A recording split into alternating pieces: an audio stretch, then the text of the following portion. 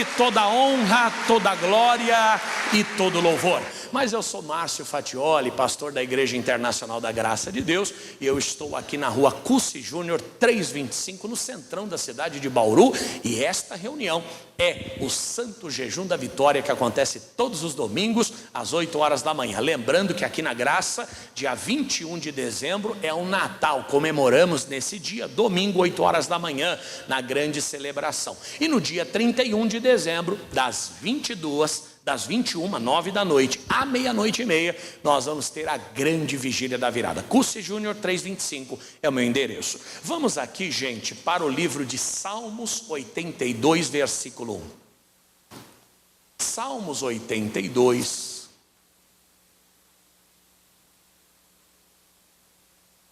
versículo 1. Você sabe que o Antigo Testamento, ele é uma alegoria do Novo Testamento. O que é isso, pastor? Abraão, ele come pão e bebe suco de uva diante do anjo do Senhor. Aquilo era uma previsão, aquilo era uma alusão à Santa Ceia, que seria instituída por Jesus lá na frente. O povo de Israel, quando sai do Egito, atravessa o Mar Vermelho. A Bíblia diz que eles foram batizados nas águas do Mar Vermelho.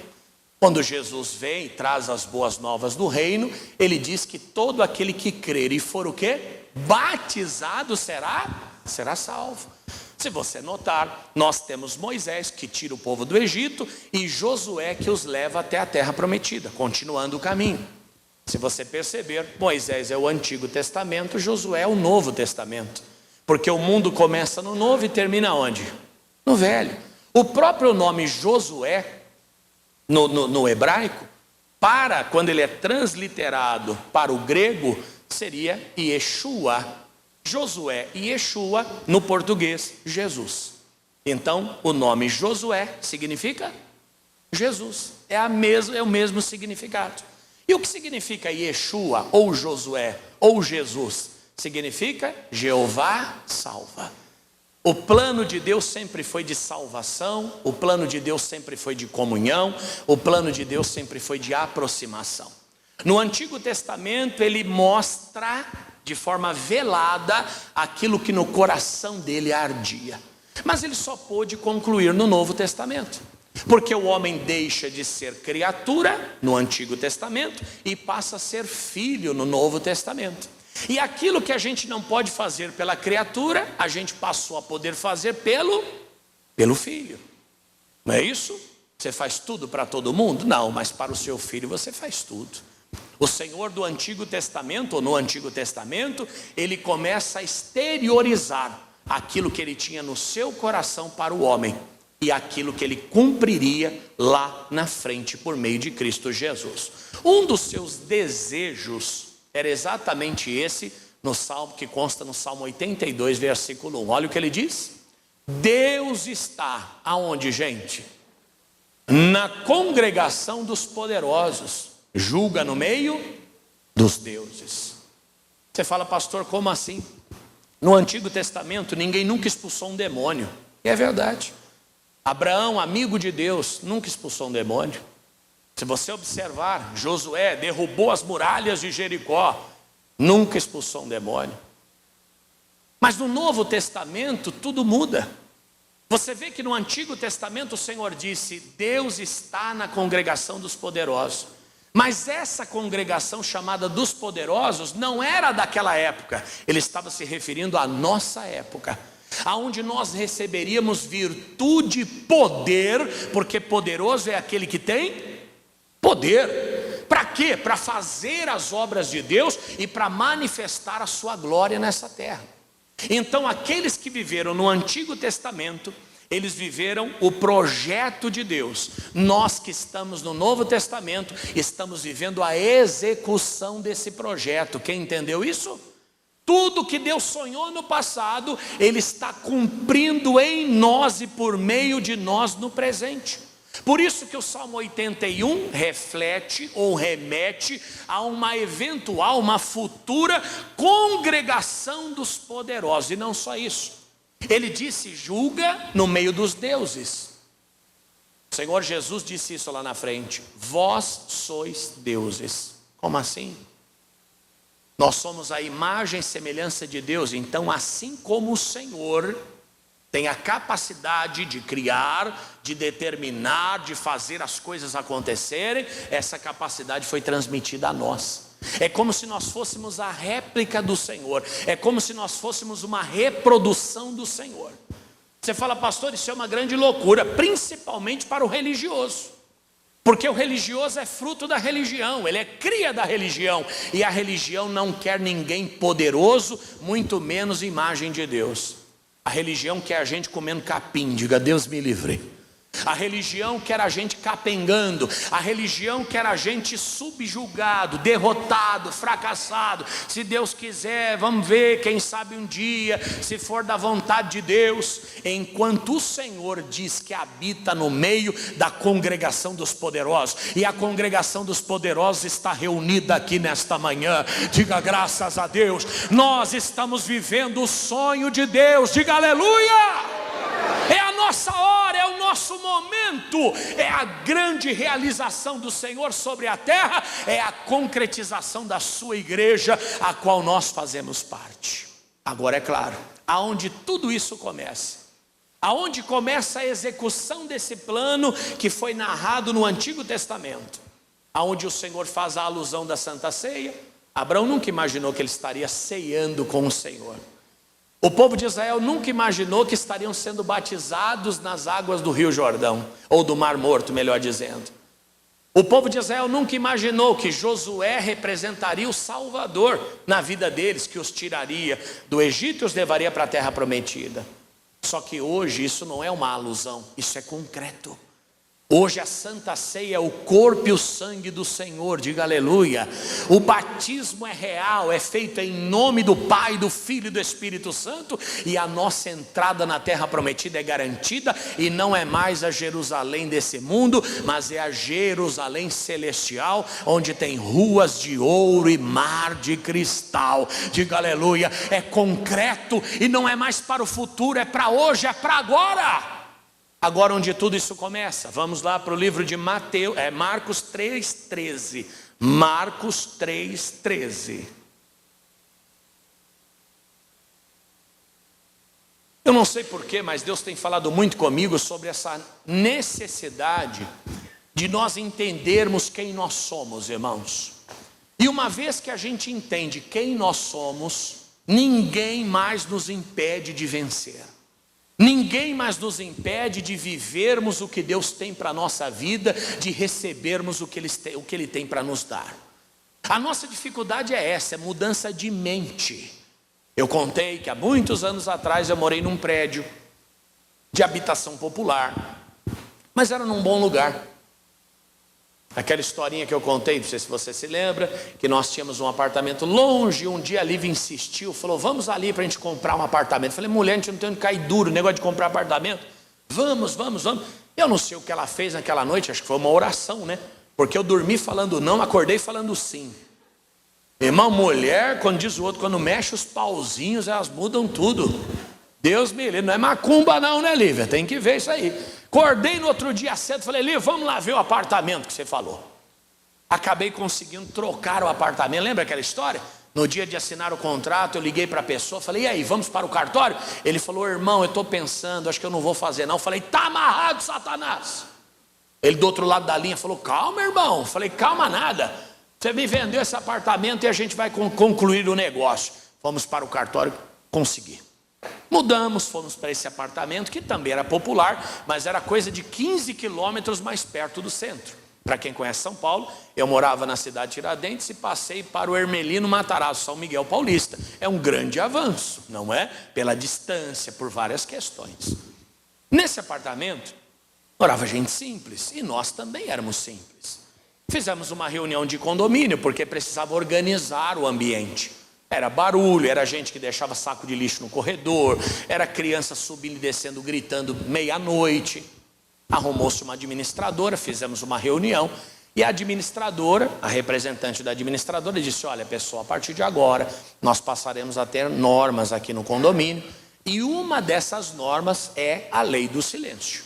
das 10 da noite até as 8 da manhã, não me lembro, nós temos que ter silêncio total para respeitar os demais vizinhos. E uma senhora levantou a mão e falou assim: você já viu favelado fazer silêncio? Eu falei: senhora, só se for você. Eu não fui e nunca serei. Quer dizer, ela saiu da favela. Complete você a frase. A favela não saiu dela. Tem pessoa, irmão, que sai do mundo, mas o mundo não saiu dele. Tem pessoa que ela sai da pobreza, mas a pobreza não sai dela. Você viu o que está acontecendo no Alphaville? Os ricos estão indo embora. Por quê? Porque a molecada ganha dinheiro no funk, não sei aonde, estão indo morar nesses condomínios. E o que eles fazem? Festa. Festa, festa que não acaba, e moto. Quer dizer, quem tem dinheiro mesmo, quem tem patrimônio, né? Porque quem tem dinheiro não é quem ganha dinheiro. Quem tem dinheiro, rico, é quem tem patrimônio. Você fala: pastor, eu ganho 100 mil. Quanto você gasta? 101. Então você está devendo 1.000. Você não tem nada. Você está mais duro do que quem guarda 1.000. É verdade. Agora você fala: pastor, eu ganho 10 mil, mas eu tenho uma casa, eu tenho um carro, eu tenho um terreno, eu tenho uma previdência. Resumindo, você está na classe média, você está muito bem. A pessoa acha que ganha 100 mil, está rico, está se enganando, porque se essa renda for cortada, ele não tem mais nada na vida. Então a pessoa está indo embora dali. Por quê? Porque alguém sai da pobreza, mas a pobreza não sai dele. A igreja de Jesus, ela tem que entender que chegou a nossa hora, gente. Chegou a hora da gente viver o Salmo 82. Chegou a hora de nós sermos a congregação dos poderosos. O Antigo Testamento era a teoria, o Novo Testamento é a prática. Agora é a hora de entrar na terra prometida, que nunca vai se acabar. Agora é a hora de não ser visitado por Deus, mas ser morada de Deus. Diga: agora é a hora. Às vezes não entendemos isso, vivemos como se estivéssemos no Antigo Testamento. Pastor, tem hora que eu sinto Deus, mas tem hora que eu não sinto nada. Tem hora que eu tenho uma vontade de ir para o céu, tem hora que eu não tenho vontade de lugar nenhum. Você está se perdendo. É aquela pessoa que tem uma festa de 4 horas, aquela festa de altíssimo padrão. Alguém já foi numa festa dessa? Que passa doce, que você nunca não sabe nem o nome daquilo que está passando? Você já foi numa festa dessa? Tem coquetel sem álcool. Você fala: eu quero rosa, agora eu quero verde, agora eu quero azul, agora eu quero amarelo. Você bebe de todas as cores, é tudo sem álcool. Passa lá o camafeu de nozes. Você fala: eu quero 13. Não, 13 não, 14. Passa o brigadeiro. Nem brigadeiro tem, festa de rico não tem brigadeiro não, irmão. O dia que você for numa festa e tiver brigadeiro, você está na festa de pobre. Essa que eu costumo estar. Agora, o dia que você for numa festa e não tiver brigadeiro, tiver outras coisas, aí você está numa festa de rico.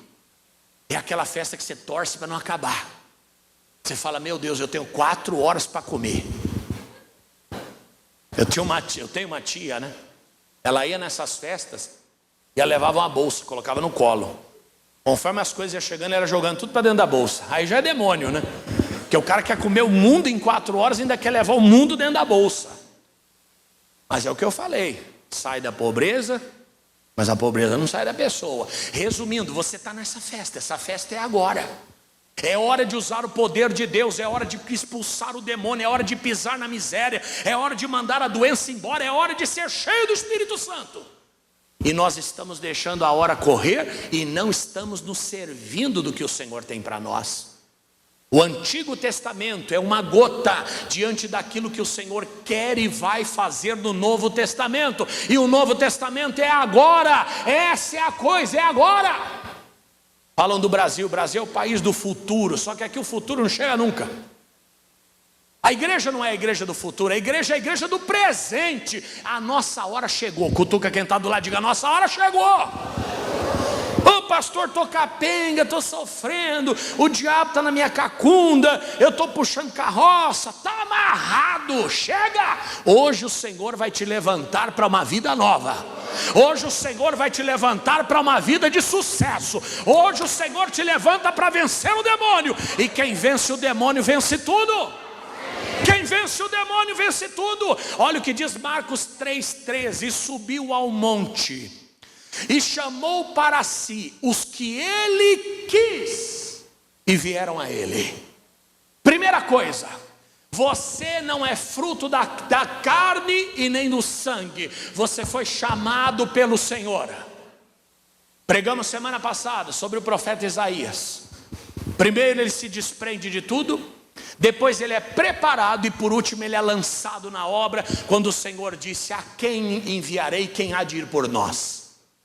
Deus está falando muito comigo nesses últimos tempos. Por quê? Porque nós estamos diante das maiores oportunidades da história do povo de Deus, que é viver o Novo Testamento. E nós não estamos desfrutando de tudo isso. Você vê no passado, os homens eram visitados pelo Espírito Santo e eles fizeram proezas. Imagina se aqueles homens fossem morada do Espírito Santo, como eu e você nós somos. Eles eram visitados. Visita é diferente de moradia. É isso ou não? Visita é diferente de moradia. A visita vem e vai.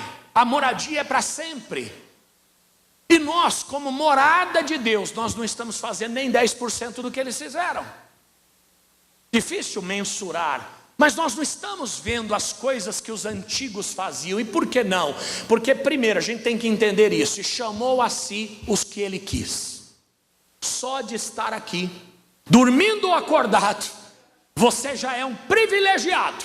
Porque não foram as suas pernas que te trouxeram até aqui, mas foi o Espírito Santo de Deus. Quando ele chama, quando ele levanta, o homem diz: hoje eu não vou dormir mais um pouco. Ele fala: não vai não. Você não consegue dormir, você vira de lado, vira para o outro, até que você se rende e vai. Alguém aqui já passou por isso? Chega em casa e fala: hoje eu não vou no culto. Você tira a roupa da rua, coloca a bermuda, o chinelo, a camiseta. Você fala: não, eu vou. Você volta lá, põe a roupa de novo e sai correndo. A obra de Deus, ela é invencível. Ninguém consegue resistir o poder de Deus. Você está aqui porque o Senhor te trouxe. A Bíblia diz que ele chamou os que ele quis. É exatamente assim. Não, pastor, isso aqui, a porta é aberta, entra quem quer. Não, não entra quem quer, entra quem pode. Não entra quem quer, entra quem pode. Tem gente que vai passar a vida toda nessa porta e nunca vai entrar por ela. Nunca. Talvez você tenha passado muitos anos na porta de muitas igrejas e nunca entrou. Até o dia que você sentiu um fogo no coração e você falou: agora é minha hora. E você não conseguiu resistir. É assim ou não é que as coisas acontecem? Sim ou não? Não é assim que as coisas acontecem? A gente não escolhe ser de Deus. A Bíblia diz: não foi vós, o Senhor disse: não foi vós que me escolhestes, mas eu escolhi a vós. Primeira coisa para viver o grande, o imensurável, o poder de Deus, é saber que você não está aqui pela força da carne, mas pela força do Espírito Santo. Já endireita essa coluna, já levanta essa cabeça, já se estica e pisa na cabeça do diabo. Porque o primeiro passo é saber quem você é. É saber que você não é qualquer um. Você já sai na frente. Só que diz a ele: e vieram a ele, porque foram chamados. No próximo verso: e nomeou 12, para que estivessem com ele, e os mandasse a pregar. Continue.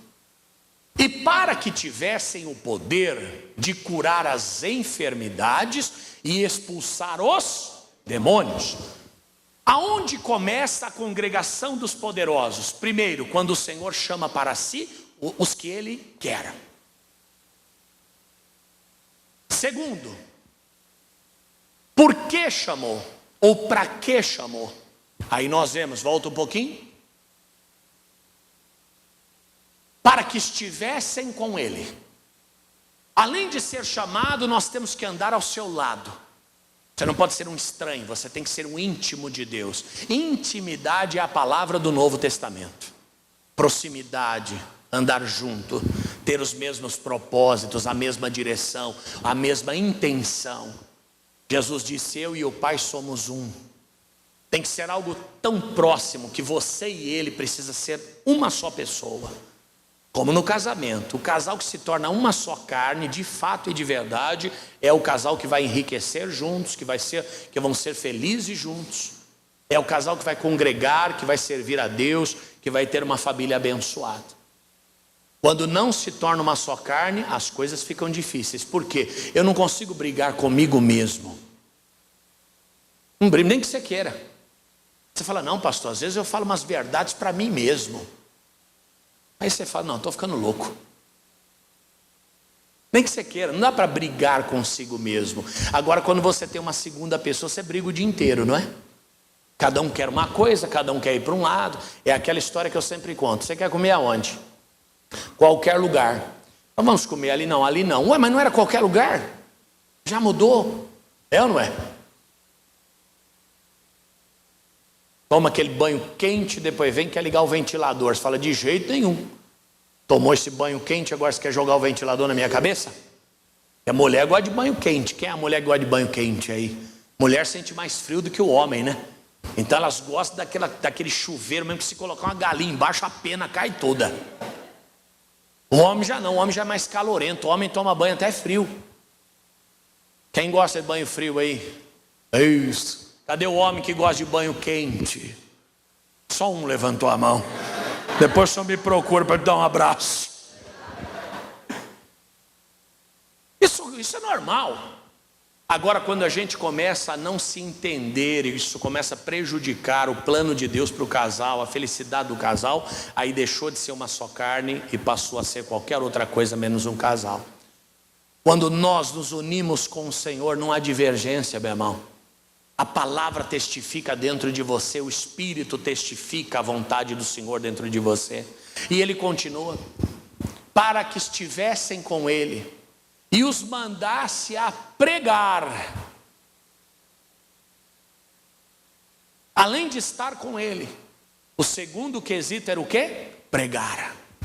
Chegou a hora de anunciar o Evangelho, diferente do Antigo Testamento. No Antigo Testamento não havia pregação. Ou você nascia judeu e fazia parte do povo escolhido, ou você era gentil e você estava fora dos planos de Deus, inclusive de um eventual plano de salvação. Hoje não. Hoje qualquer pessoa, independente da sua raça, tribo, língua ou nação, se ela crer na palavra, receber Jesus, se arrepender dos seus pecados, ela é salva. Então hoje a ordem é pregar. Naquele tempo não, naquele tempo, sabe o que era feito com os infiéis? Era para matar. Era para matar. Se você tivesse, um exemplo, você é do povo judeu, e no meio do caminho alguém quisesse barrar a sua passagem, a ordem do Senhor era para matar. Lembra inclusive que Saul foi reprovado por Deus, porque ele não matou os amalequitas. Ele matou os amalequitas, mas ele trouxe vivo o rei dos amalequitas, lembra? E a ordem era para matar desde as crianças até o rei. Então no passado o plano não era para os de fora, o plano era para os de dentro. E os de fora não tinham que ser mortos, eliminados. Hoje não. Hoje toda pessoa é alvo da graça de Deus. Então a igreja, além de ser chamada por Jesus, além de andar com Ele, ela tem uma terceira missão. Qual é a missão? Pregar. Nós temos que anunciar as boas novas. Nós temos que falar do amor de Deus, da transformação de Deus. Amor de Deus que não tem nada a ver com esse amor de vira-lata que a gente está vendo aí fora. Não, porque Deus ama a todos, porque você vive do jeito que dá. A pessoa fala, mas eu estou na igreja, eu fumo faz 30 anos. Deus vai fazer a obra. Amigo, Deus já fez a obra na cruz do Calvário. Você se liberta se quiser agora. Como é que se liberta do cigarro? Primeiro deixando de comprar, né? Se comprar um pacotão de cigarro, o que você vai fazer? A tendência é fumar cada vez mais. Diminua até parar. Fumava um maço por dia. Quantos cigarros tem no maço? 20? Sei lá, nunca gostei disso aí. Eu sempre gostei de comer. Cigarro, essas coisas. Nunca fiz questão. Então amanhã você vai jogar um fora e vai ficar com os 19. Depois de amanhã você vai jogar 2 fora, fica com 18. Até chegar em 1 e até chegar em 0. É assim que você se liberta. Seu organismo vai acostumando. Não, Deus vai fazer a obra. Irmão, a obra já foi feita na cruz do Calvário. Posso falar uma coisa que talvez ninguém nunca te falou? Deus não vai fazer mais nada. Sabe por que Deus não vai fazer mais nada? Porque Ele já fez tudo. A obra da cruz é suficiente para você ser livre, curado, próspero, abençoado, salvo. Hoje a única obra que o Senhor vai fazer é por meio do Espírito Santo e da sua palavra, é te convencer disso. A obra de Deus hoje é convencer as pessoas daquilo que Jesus já fez por ela. Deus não vai criar mais nada, Deus não vai multiplicar mais nada, Deus não vai expulsar demônio de ninguém, Deus não vai curar ninguém. Por que tudo isso? Porque Ele já fez tudo isso. Diga aleluia. Por isso que Ele lá no Salmo 82 denomina a congregação dos poderosos, porque seria esta congregação que faria tudo isso acontecer. Cadê essa congregação? Está aqui nessa manhã? Essa congregação está aqui. Essa congregação tem que ser animada. Diga aleluia. Essa congregação tem que ser viva, porque senão tudo vira teoria e nada mais. Ai, pastor, Deus vai me curar. Não, Deus vai te curar não. Por que Ele não vai te curar? Porque já te curou. Por isso que a gente tem que pregar. A pregação do Evangelho é a pregação completa. Nós falamos do Evangelho completo que nós pregamos. Porque tem aquele que só fala da salvação, tem o outro que só fala da cura, tem o outro que só fala da prosperidade, tem o outro que só fala da santidade. E se a gente conseguir pregar sobre tudo isso, o que nós vamos ter? O Evangelho completo. E é o Evangelho completo que muda a nossa vida, porque senão a gente muda só parte da vida. Um carro, ele tem que ser completo. Em que aspecto? Estou falando dos aspectos básicos.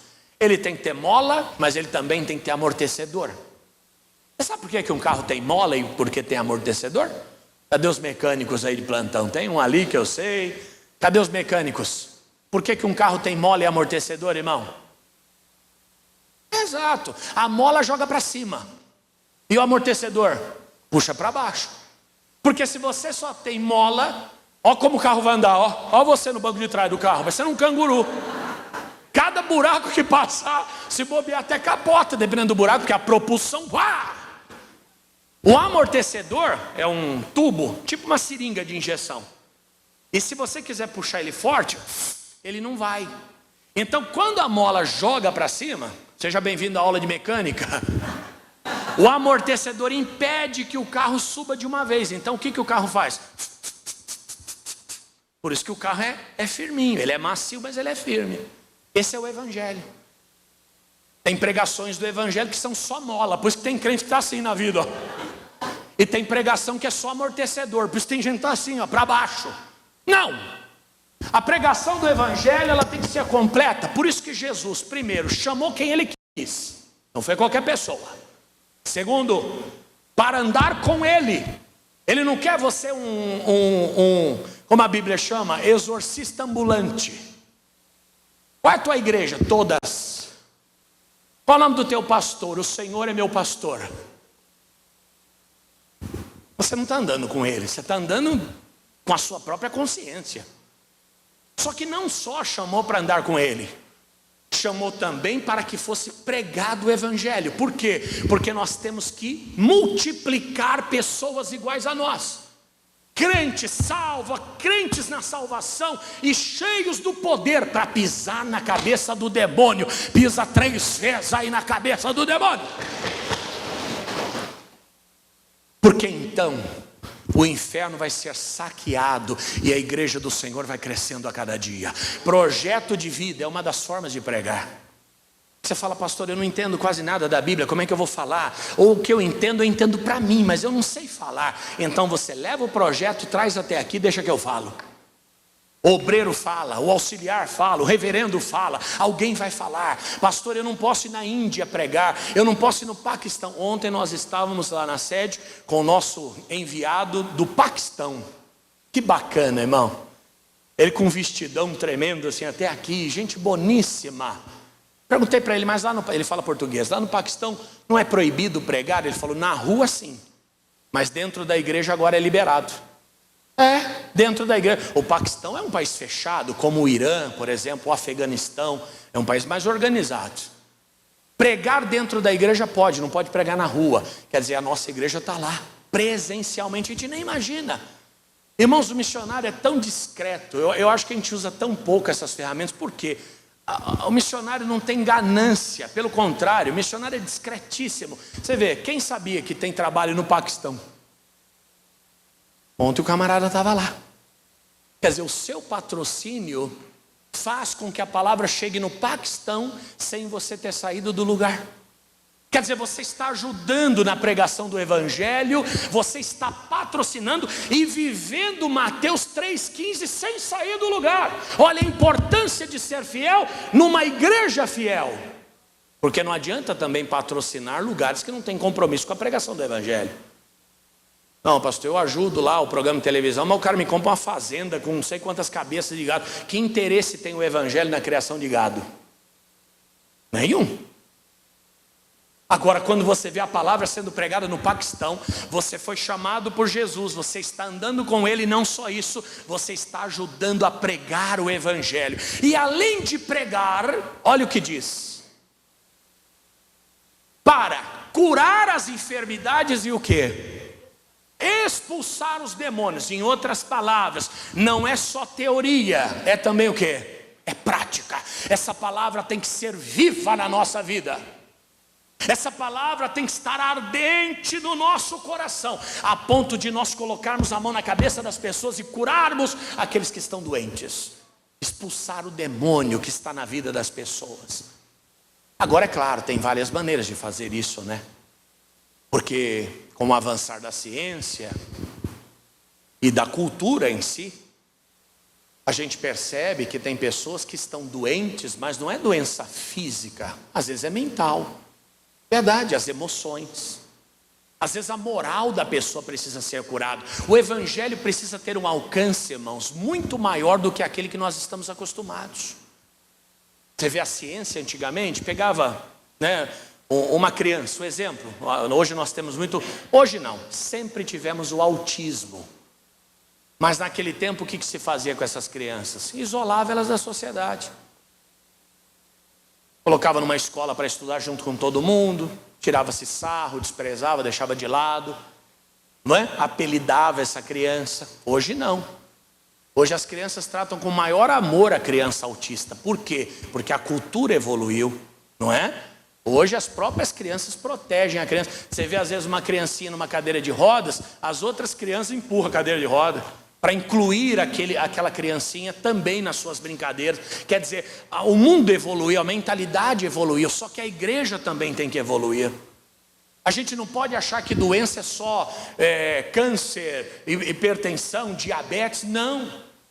A emoção das pessoas também precisa ser curada, a autoestima das pessoas precisa ser curada. Verdade, o sentimento, tem muita gente ferida, meu irmão. Tem muita gente ferida. É o nosso caso. Deixa eu dar um exemplo. Nós anunciamos na televisão: você que sofre, você que passa por problemas espirituais, você que está perdido na vida, Jesus te ama e quer mudar a sua história. Quem já viu um anúncio desse? Aí a pessoa levanta a mão, fala: é comigo, vem até aqui. Chega viciada, drogada, arrebentada, perdida, endividada, banguela. E ela recebe a palavra e a vida dela muda, e a vida dela é transformada, e daqui a pouquinho ela vira uma crente em Jesus, cheia de fé, cheia de alegria, cheia de amor. E a tendência natural é se tornar um obreiro, não é? Porque o crente melhorado é um obreiro, o obreiro melhorado é um auxiliar melhorado é um pastor. Não é isso? É mais ou menos isso, sim ou não? Eu sou crente, mas eu sou um crente que tem habilidade com as pessoas, eu sou bom no trato, eu sou de oração. Qual é a tendência de eu virar o quê? Um obreiro. Agora não, eu só sou um crente, eu venho, acabou o culto, eu vou embora, eu tenho minha vida, eu tenho meus compromissos. Não tem problema, mas você é um crente, é um membro da igreja. No dia que você for um membro e resolver varrer aqui na frente, daqui a pouco você está com um crachá. É só despontar um pouquinho. O obreiro é a mesma coisa. O obreiro fica, ajuda, vai para lá e para cá. Mas um dia o pastor chega e ele está dando uma palavra. Ô pessoal, olha aquela mensagem assim. Você fala: isso aí tem chamado, hein? Traz ele para quê? Para ser auxiliar. Aí você pega um auxiliar que tem compromisso, que domina bem a palavra, que tem vida com Deus, que as pessoas aceitam o ministério dele. Qual é a tendência dele virar o quê? Dele virar pastor. Aí ele vira pastor, chega aqui no púlpito, e a vida vai correndo. Só que os problemas vêm, a dificuldade vem, as batalhas vêm, e esse pastor, que é um ser humano, acaba enfrentando lutas como todas as outras pessoas, sim ou não?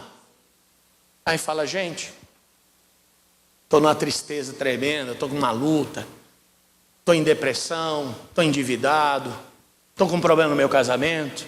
O que a igreja faz com ele? Vaza. Esse pastor eu não quero. Como é que eu vou querer um pastor que está pior do que eu? Só que a gente esquece que essa pessoa que chegou aqui, um dia nós chamamos ela para sair lá de fora para vir para cá. Não é isso? E quando essa pessoa vence todas as etapas e chega aqui em cima, na primeira queda que ela tem, não precisa nem ser moral. Pessoal, olha, tenho que falar com vocês, eu estou, sei lá, está amarrado no nome de Jesus, mas estou com câncer. Irmão, metade da igreja vai embora. Mas não é só com o pastor, o obreiro. O obreiro está com um problema, dificuldade. Irmão, quer saber? Some da minha vida. Você fala, mas peraí, pastor, eu vim pela chamada do rádio. Disseram que se eu quisesse mudar de vida, me levantar, era para vir. Eu vim. E agora eu estou precisando ser levantado novamente. Você vê como a gente prega um evangelho meio estranho? A gente quer salvar todo mundo que está lá fora, mas a gente não se preocupa em salvar quem está aqui dentro. Quem está aqui dentro a gente julga, a gente abandona, a gente despreza. O evangelho completo é o evangelho que ampara a pessoa do começo ao fim. E a igreja de Jesus, ela tem essa missão. É claro, não confunda amparo com passar a mão na cabeça de pecador, né, meu irmão? Não é isso? Se você não sacrificar o bode, você vai sacrificar as ovelhas, não tem saída. O camarada destrói a família do outro, destrói o bom testemunho da igreja. Não, coitado, ele é uma alma. Tá bom, ele é uma alma, mas os outros também são. Não é? Um dia passamos por um problema, e eu conversei com quem tinha que conversar, disse, olha, esse rapaz tem que ser desligado da igreja. E alguém disse para mim, mas ele é uma alma. Falei, mas as pessoas que ele prejudicou também são.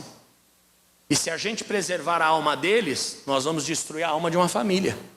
Então, meu irmão, sacrifica o lobo e poupa as ovelhas. Está certo ou está errado? Às vezes tem que tirar um dedo para poupar a mão. A igreja poderosa de Jesus é uma igreja que tem justiça. A igreja poderosa de Jesus, ela preza pelo que é correto. Amém, gente? Ele está dizendo curar os enfermos e expulsar os demônios.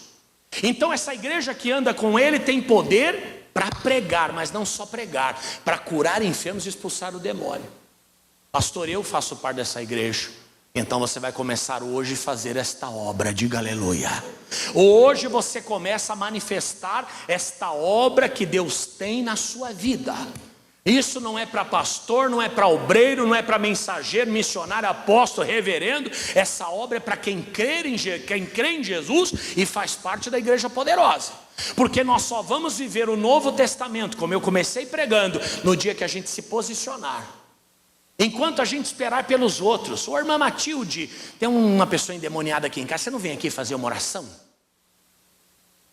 A igreja vai ser fraca. Agora no dia em que todo mundo aqui colocar a mão sobre o enfermo, irmão, e curar o enfermo, esta igreja será uma igreja poderosa. O nosso erro é querer um pastor poderoso. O nosso erro é querer obreiro poderoso. O nosso erro é querer uma mãe poderosa, um pai poderoso. Não, nós somos poderosos. Nós, diga nós. Cada um aqui tem que tomar a rédea da sua vida.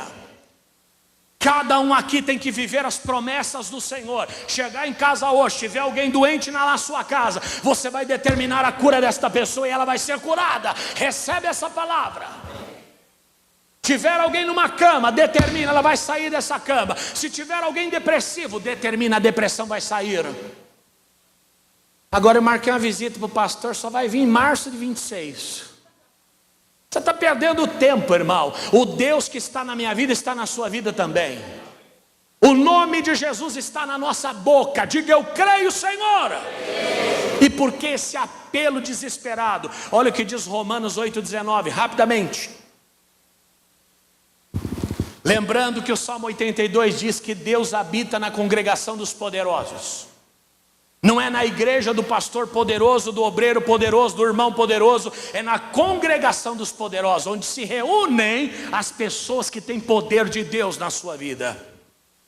Olha o Romanos 8,19. Porque a ardente expectação da criatura espera a manifestação dos filhos de Deus. A Bíblia diz que a criatura expecta ou espera a manifestação dos filhos de Deus. Aquela pessoa que está jogada no chão, está esperando por você. Aquela pessoa que está no leito de morte, ela está esperando por mim e por você. Aquela pessoa que está no crime, na droga, na depressão, aquela pessoa que está desviada da igreja, ela está esperando por mim e por você. Enquanto a gente não se posicionar, irmãos, o diabo vai matar, roubar e destruir, ou como quiser a ordem. A Bíblia diz que a criatura espera. Quem é a criatura? É quem está lá fora, porque aqui dentro não tem criatura, que somos todos filhos. Agora quem está lá fora espera por nós.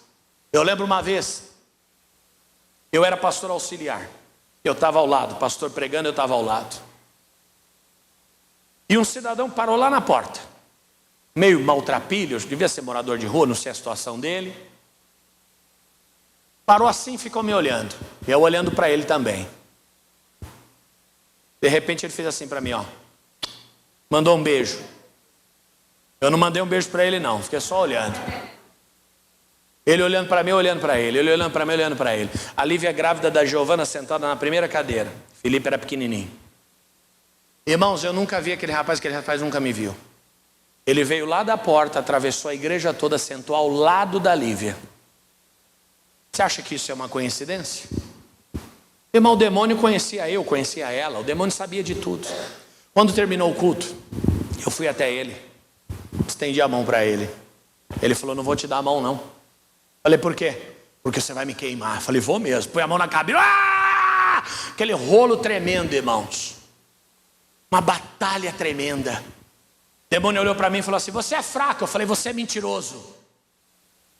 Porque ele tenta tirar da gente essa força. Ele quer te enganar de todo jeito. Porque, presta atenção, tem pessoas que estão ouvindo o que está sendo dito hoje e no subconsciente dela tem uma voz dizendo, isso não é para você.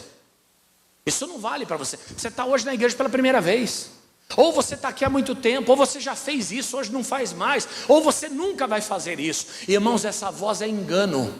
Porque você não está vivendo o que você quer viver, você está vivendo o que a palavra está mandando você viver. A sua credencial é o nome de Jesus, não é o seu nome. Quando você assina uma procuração para alguém, o teu procurador passa a ter plenos direitos, ele te representa. Nós somos procuradores de Jesus, estamos no nome dele, e esta igreja se levantará com poder e com autoridade. Diga, eu creio nisso, Senhora. Amigo, a partir de hoje, você vai sair da teoria e vai entrar para a prática. E eu quero você me mandando mensagem, pastor, cheguei em casa, estava com febre a criança. Eu orei, mandei a febre embora e a febre desapareceu. Pastor, meu filho estava na droga, orei, o demônio manifestou, coloquei de joelho, mandei embora. Pastor, mas eu não sei expulsar demônio. Quando eu tenho um trabalho espiritual de libertação, o que eu faço? Coloco a mão no alto da cabeça, mando o demônio ficar amarrado, está amarrado, o demônio põe a mão para trás, é por segurança. E eu faço assim, ó, em nome de Jesus.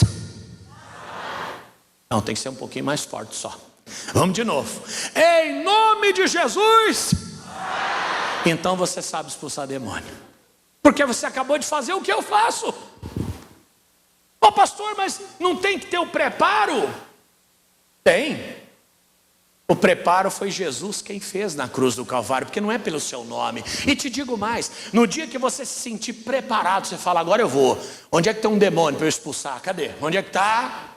É capaz de você levar uma surra. Porque a Bíblia diz que o orgulho precede a queda. Quando você se achar muito preparado, muito pronto, muito superior, você já perdeu toda a graça que estava sobre a sua vida. No dia que você pensar, meu Deus, Jesus, eu não tenho força contra esse mal, mas é no teu nome. Jesus, eu não tenho experiência, mas é pela tua graça. Jesus, eu não consigo, mas com o Senhor eu vou. Meu irmão, você vai colocar a mão, vai mandar embora, ele vai, não vai dar trabalho nenhum. Digo fraco, eu sou forte. Agora não conte para o demônio não, tá? Ai demônio, quem sou eu? Ai demônio, eu sou a pulga do cavalo do bandido. Ai demônio, o demônio vai rir de você.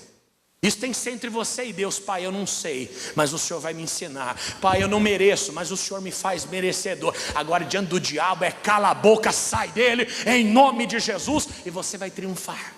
O que eu estou fazendo contigo agora? Eu estou te dando o curso prático de como viver a igreja do Novo Testamento, a chamada congregação dos poderosos. Porque enquanto a gente não viver isso, a gente só vai viver das alusões do Antigo Testamento. Porque o Mar Vermelho foi o batismo, porque o Elias fez o fogo cair. E se eu disser que o fogo que Elias fez cair, ele arde dentro do seu coração hoje? É tudo o que você precisa para ser uma brasa poderosa nas mãos do Senhor. Quem entendeu o recado hoje? Então se levanta, igreja. Deus é conosco e vamos aplaudir Jesus. Coloque-se de pé, por favor. Se apresente a Ele. Você que está em casa, eu te abençoo em nome do Pai, do Filho e do Espírito Santo. Em o nome de Jesus, em o nome de Jesus, em o nome de Jesus.